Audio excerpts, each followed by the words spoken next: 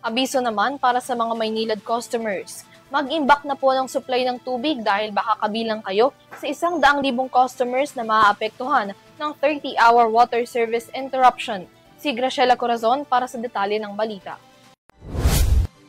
Mahigit 100,000 customer ng Maynilad sa Metro Manila ang ngayon ay apektado dahil sa 30-hour water service interruption.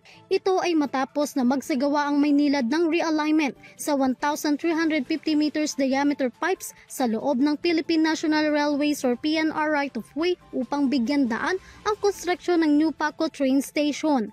Dahil dito, pansamantalang maaapektuhan ang supply ng tubig sa ilang bahagi ng Makati, Manila, Parañaque at Pasay City kung saan isinasagawa ang major pipeline interconnection works para sa Paco train station sa Quirino Avenue. Nagsimula ang water interruption kaninang alas 12 ng umaga at tatagal hanggang alas 6 ng umaga bukas, November 20, 2025.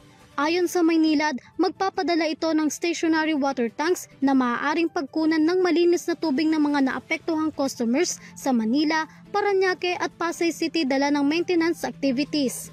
Nakaabang na rin ang mobile water tankers ng Maynilad upang makapaghatid ng malinis na tubig sa mga customers na nangangailangan. Samantala, kanya-kanya ng pila ang mga apektadong residente sa iba't ibang lugar sa Maynila para kumuha ng tubig mula sa itinalagang Manila water tanker habang ipinatutupad ang concessionaires. Nagpaabot rin ang paumanhin ng Maynilad sa mga balang dulot ng pansamantalang pagkawala ng tubig.